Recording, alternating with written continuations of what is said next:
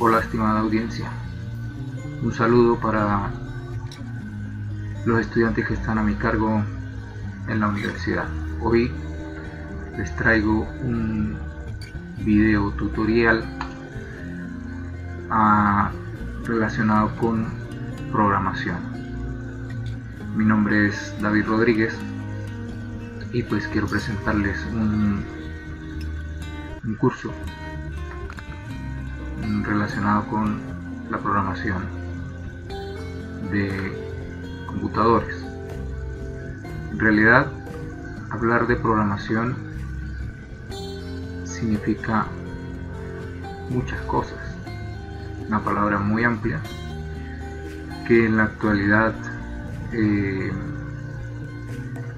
abarca desde el uso de dispositivos que cotidianamente utilizamos, como los teléfonos celulares, como tabletas, entre otros dispositivos que constantemente estamos utilizando. Y bueno, además ya prácticamente la mayoría de dispositivos electrónicos de uso cotidiano son factibles de ser programados, en el sentido de que podemos asignarles tareas. Para ello pues se requiere realizar los programas que llevan a esas tareas. Bueno, pues inicialmente lo que he pensado es intentar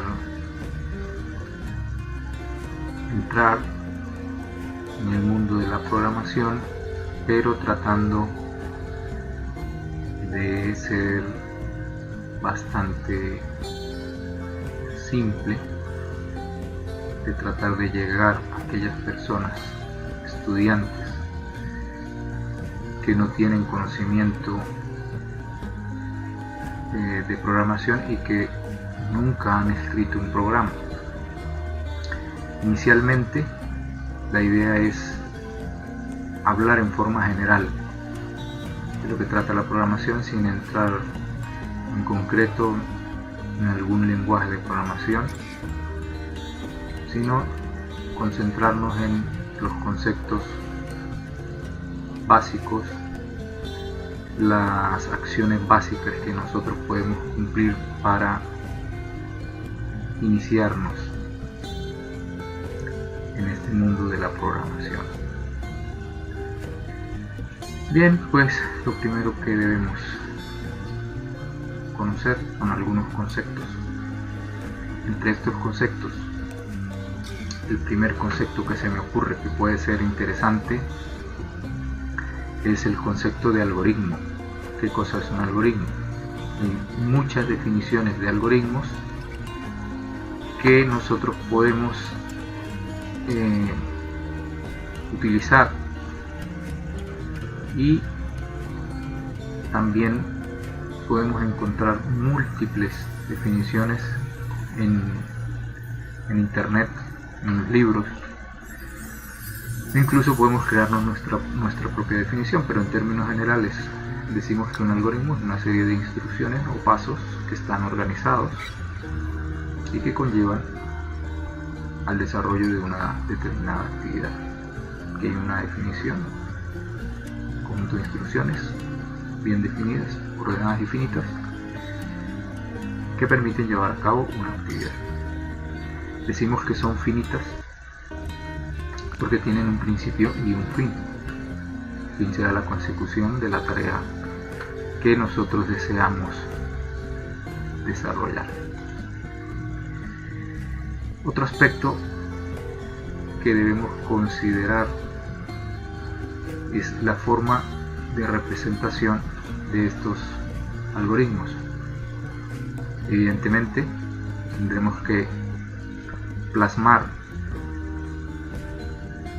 esa serie de instrucciones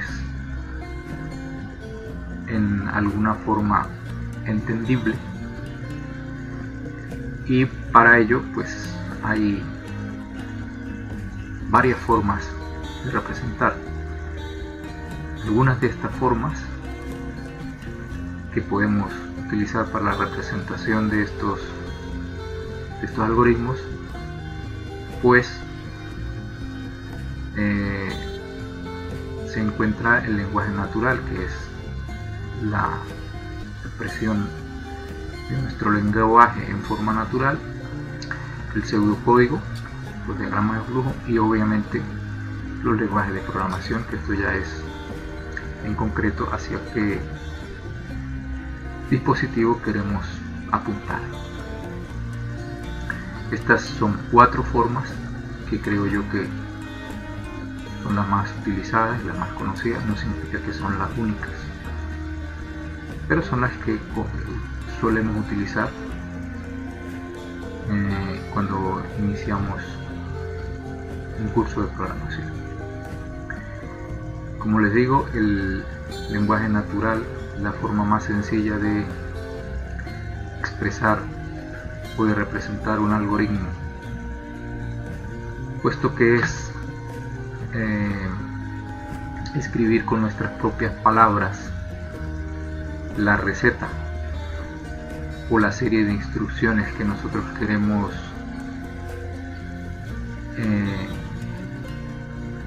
asignar a la persona que va a hacer la tarea, de tal manera que la pueda entender. Pero este tipo de mecanismo, este tipo de técnica para expresar un algoritmo pues tiene sus contras, ¿no? En el sentido de que es muy ambiguo, extenso y carece de estándares.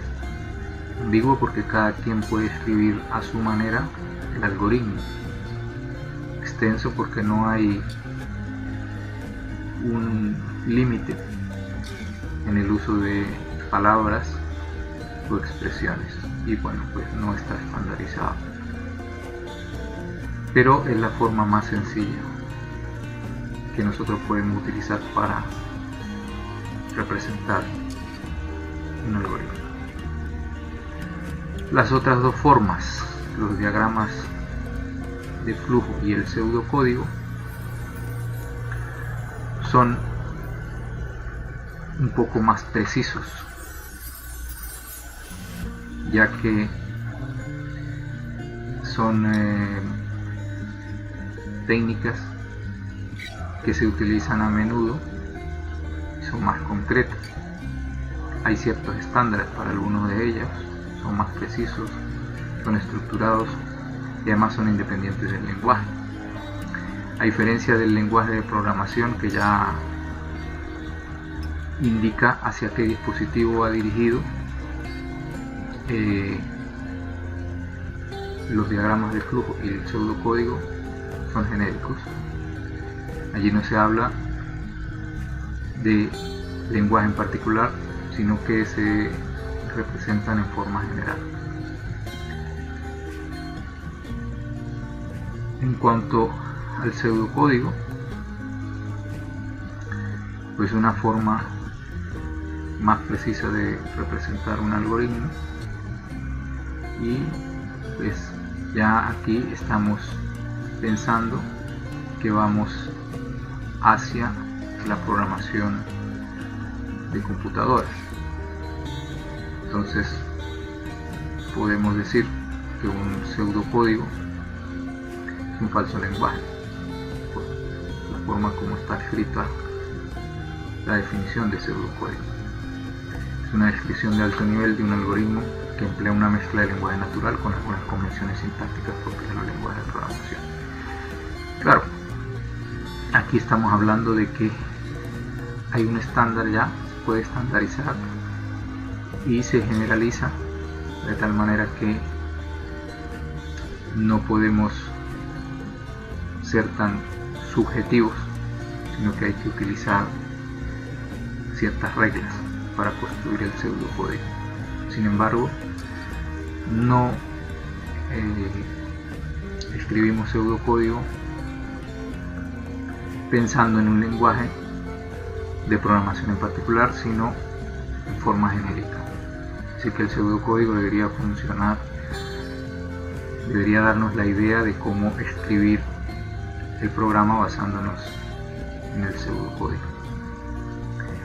Los diagramas de flujo, en cambio, son una forma de representación gráfica del algoritmo y, al igual que el pseudocódigo, también tiene sus reglas de construcción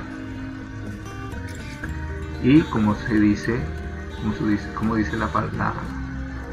el título, que son diagramas de flujo, son símbolos. Los diagramas de flujo son símbolos que se conectan y en los cuales nosotros podemos indicar las instrucciones que hay que cumplir para llevar a cabo la tarea que nosotros deseamos. Tampoco están ligados a un lenguaje particular, por lo tanto son una forma genérica de representación.